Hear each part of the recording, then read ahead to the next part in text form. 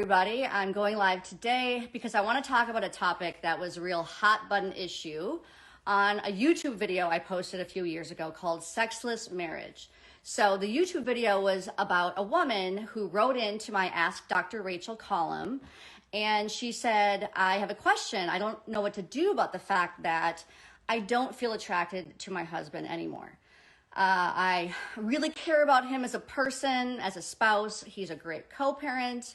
We're friends. We have a respect for one another, but I just don't feel attracted to him anymore. So I don't want to give up the relationship, but I also don't want to give up my desire and my need and my sexual desires. So she was really stuck, and she said, Dr. Rachel, what can I do? How can I deal with this conundrum of I want to really keep the relationship, but I just don't feel attracted to him anymore?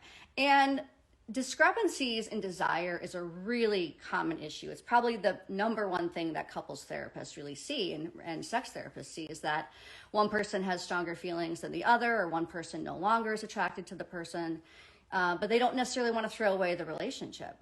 So I had said in this video, which got a ton of views, you could go to my YouTube channel, it's gotten a ton of views, it's called Sexless Marriage, and got a lot of comments. And most of the comments on that video had to do with the fact that one of the things I suggested to her was to perhaps look outside of the relationship and consider an open relationship or ethical non-monogamy, and in the form of polyamory.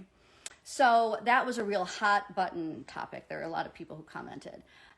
So I wanted to follow up today to talk a little bit more about this concept of ethical non-monogamy. What does it mean? And to really help clarify any of the confusion, misconceptions, and talk about some of the challenges and also some of the benefits. So ethical non-monogamy can mean a lot of different things. It can be everything from an open relationship where you maybe are allowed just to have a physical sex or some sort of physical interaction with somebody else, but not a relationship. Whereas polyamory means you actually do have a relationship. There's romantic and sexual feelings, but also emotional. So there's usually a primary partner, that's your spouse, and then you might have a secondary partner, so that's polyamorous.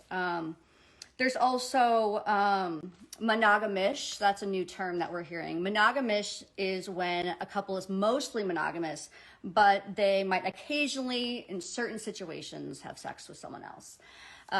There's also swinging, when a couple has sex with another couple or they swap partners. There's threesomes, when a couple brings in a third person to have sex with them, either for a one-night stand or maybe something more regularly.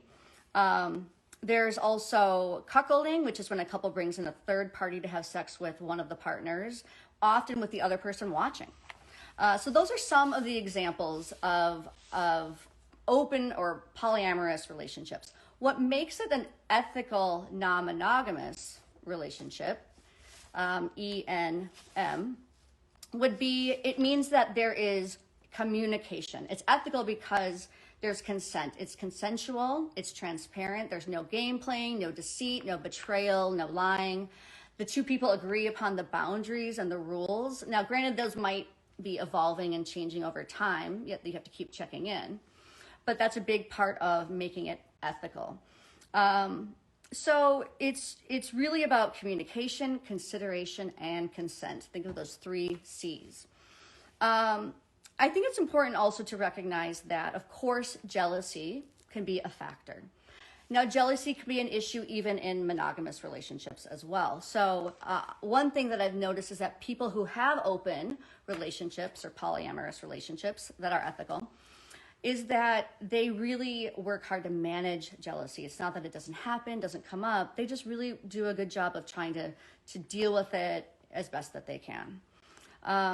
One thing I always really like to point out is that no matter what you're going through, if you're stuck, similar to how the woman in my video was that wrote to the Ask Dr. Rachel column, is that it's a really good time for self-reflection, to really look into what are my motives? What do I want from a relationship, emotionally, physically?